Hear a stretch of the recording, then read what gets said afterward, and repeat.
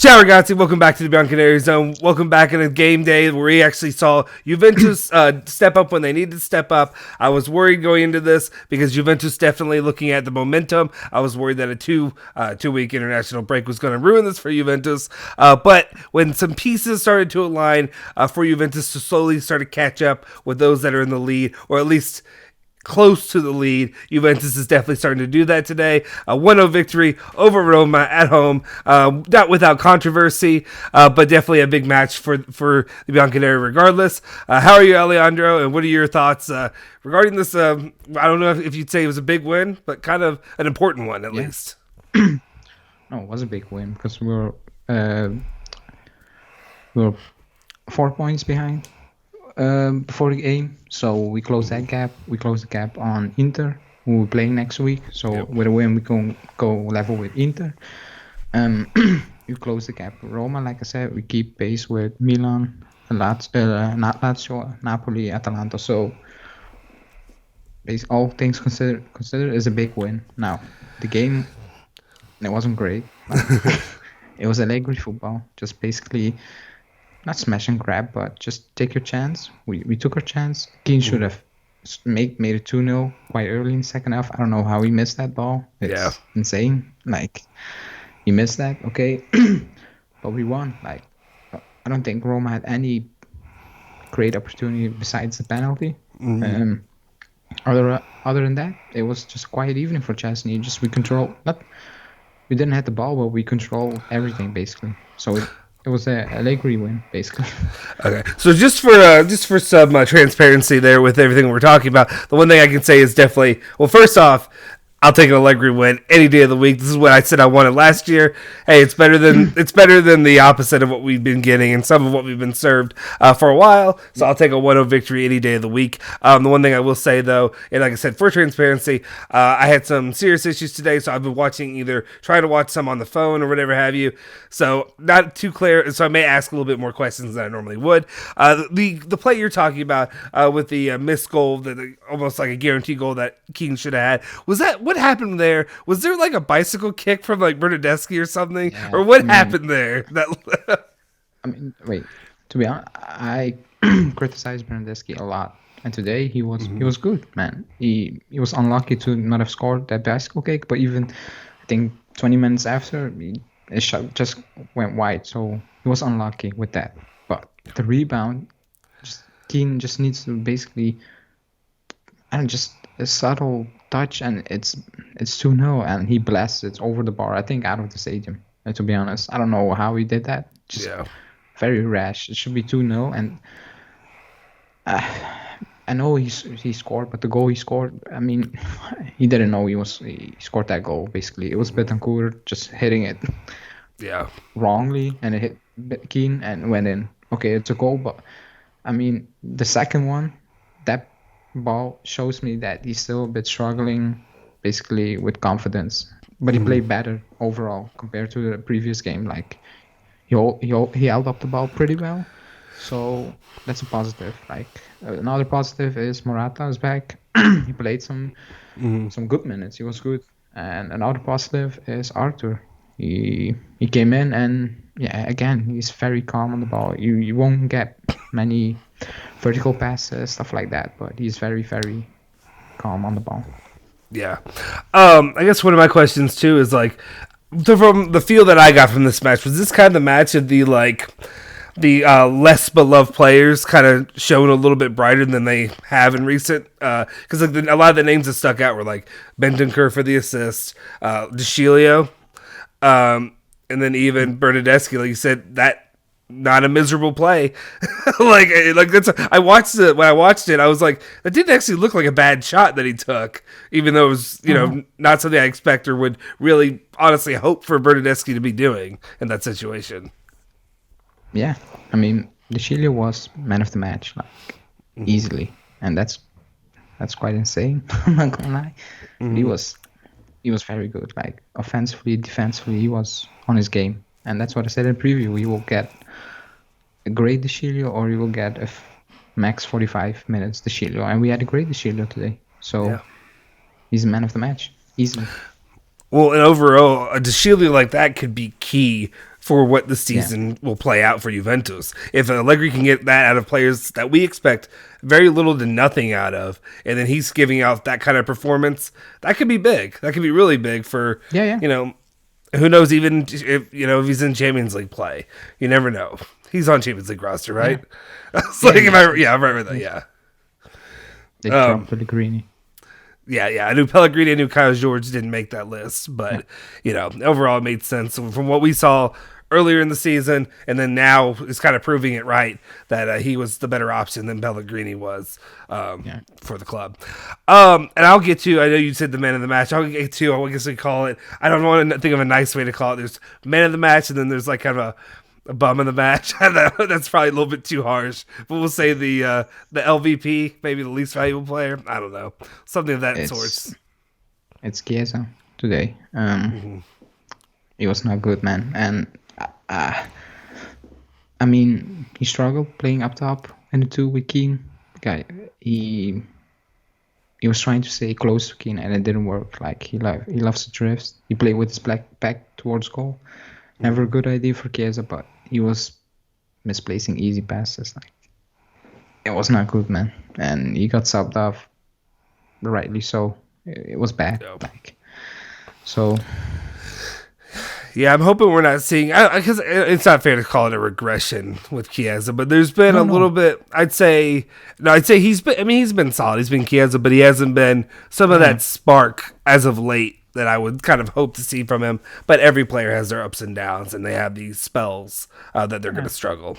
But overall, no, playing in the 2 up top with his back to goal, towards goal. That's not his game. Like he will struggle. But today he was making easy mistakes, like simple passes, like misplacing shots. It just overall not good, man. So yeah. So what were your overall thoughts of the way the midfield performed today? Was the way the midfield lined up today? Was that you said Bentancur, you have and Locatelli. Yeah, Locatelli. And then Bernardeschi and oh my god. Jesus Christ. I am forgetting the name. Right. Quadrado. Yeah, Quadrado. And then later, Archer got some playing time later on, right? Didn't he come in a little bit? 15 minutes. So, Quadrado is, I would say, he's lost like for a month now. He doesn't take on his player. He makes many mistakes. Like, I don't know what's up with him. Yeah. So that wasn't good, to be honest. Locatelli was quiet, but then the last 25 minutes he was very lively. Like he took over, and Bentancur was just very good. Like for the whole 90 minutes, in my opinion. In second half, he was by far the best midfielder on that pitch for both sides. So credits where it's due, like basically, because I was scared. He played on Thursday night, came back Friday night, and then to do this, I mean, great. I kind of would want to call this match kind of like the bend the knee match for us at the Bianconeri zone, or like at least for one match. When I say that, what I mean is it's literally every player I felt like that I rag on did better than, they were the ones who really, were I guess you give credit for winning this match. When you think about it, the key pieces that they did, when you say like a Bentancur, even a Bernardeschi where he wasn't terrible.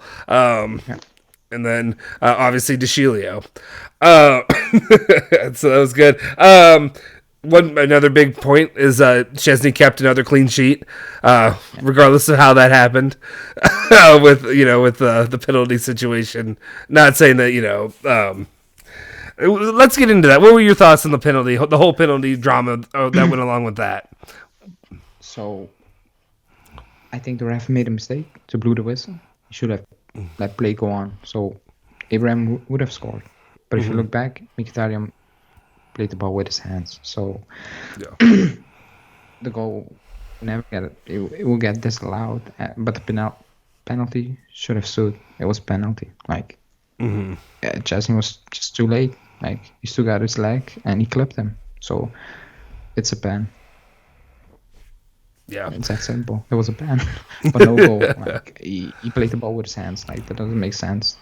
Yeah.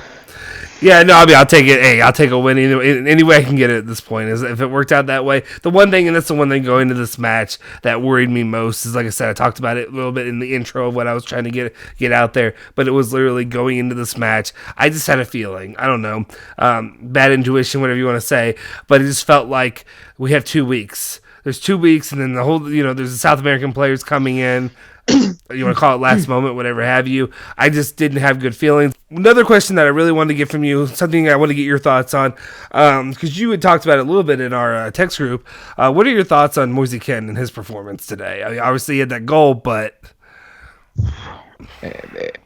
it was better. Like overall, it was compared to the last games, much better. Still not perfect. Still not up to the standards, in my opinion. He missed a sitter. He misplaced some easy passes in the first half to set up Chiesa. But in the second half, he held on to the ball pretty well. So I mean, it's an improvement. Let's say that. But now Morata's back, and that's good news for us. Yeah, because I don't think Chiesa can be that man at this moment in time to play at Zenit, at Inter, Sassuolo, Chelsea. I'm not sure. No, he doesn't seem super comfortable in that position right now, especially when you have to call him up for more. Okay, and then let's talk about it a little bit. We talked about it, like I said, I mentioned it slightly, but I really wanted to talk about that, the Dybala missing from this match. What do you read at the end of that? What do we make of that? Because it's starting to wear on me and make me think, who's BSing who? No, I think we should get used to this situation for the coming 5 years. It's that simple. He will pick up injuries and he will be out for a long time. It's what it is. So he's just basically going to be an injury-prone player now that we are. Yeah, unless he's stuck with. Not. Yeah, I'm pretty sure it will happen. Like his injuries are never bad, but he's out for 1 month, and that's not a good sign. Like it's the 3rd time now, or the 4th time, basically, in 2 seasons.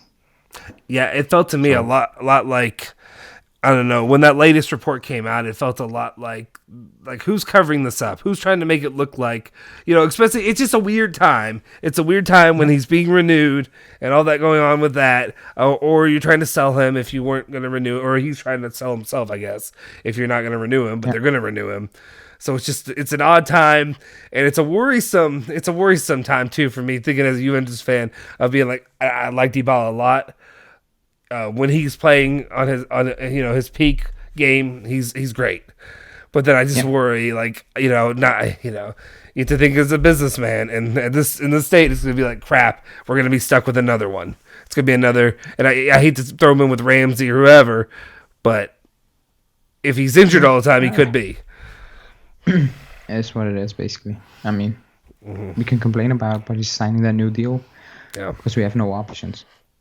So, yeah, I guess overall, the way you can sell it is, it's Juventus sticking by their man and proving good on somebody who's been overall loyal to the program, loyal to the club overall.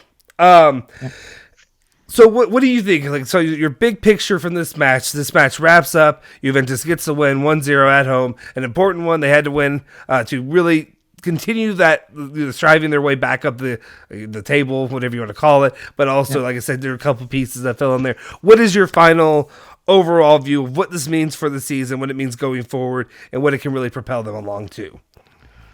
So basically, Allegri football is back. We can grind out results, basically. Creating few chances, taking your chances, and giving away close to nothing. So that's the last 4 games now. Chelsea, Torino. We've won 5 straight. Now Roma. Yeah, but it was Sampdoria and Spezia in between, so that wasn't... There were 3-2, yeah. But now it looks like it's 1-0, 1-0, 1-0. It's just solid. Just... Again, back to the good old days, I would say. Not good still, but I mean the old days. Yeah, I mean, I'd say good old grinded out football or whatever you want to call it. But at the same time, when I say that, what I mean is you look at some of the chemistry issues and all that we're going into the beginning of the season. You saw the team, how they fluctuated. You saw even the wins, the 3-2 wins against Spezia, Sampdoria, but it's starting to feel more concrete. There were parts of me, I had, some flashbacks though after, we were up 1-0 and I was like, there's no way that they need another goal. Is what I was saying. I was like, there's going to be an equalizer. We got to the 80th minute and I was like, it's coming. It's coming. It's gonna be that laser right in my heart. Yeah, I still thought it was gonna happen. I never had that feeling today. Really? Well, that's good. See, not for 1 second. Well, I'm also a pessimist by nature. It was solid. Yeah. It was solid. They had the ball, but around our box, doing nothing, just bopping it around. It was just. It looked easy for us, basically, to defend that lead. So that's a good sign. Yeah, absolutely. So I'm happy with it. We continue on. We have a win. Yep. Look forward to Zenit on Wednesday. Some, I guess, crucial points really there. You can really lock up and be comfortable in the Champions League of your positioning there, and then really just look forward to Serie A, maybe playing some guys that you wouldn't really play before. And then you got Inter coming up. Next Sunday or Saturday? Is it Sunday? Yeah. Sunday. All right. Any final thoughts you want to go before we get out of here with this instant reaction? Something, a new kind of little way we're going about doing this, and then later today we'll end up having a live for you guys to end up chatting, hanging out with Julian and myself later this evening or tonight, I guess, or morning, wherever it is for you. It's that time of day. So no final thought. Okay. Yeah. So exactly. And you're qualified for the group stage. So another positive note, basically. That's it. Absolutely. Survive. Yes, sir. Survive in advance. Juventus wins 1-0. Like I said, I mentioned that multiple times today. I appreciate you guys for tuning in. Make sure you follow Bianconerizone at Bianconerizone on Twitter and Instagram. Follow me at Justin Sofro on Twitter. And follow Julian Genotti at Genotti151 on Twitter as well. Make sure you hit that like button, hit the subscribe button as well. We'll see you guys next time. Forza Juve, Forza Bianconeri.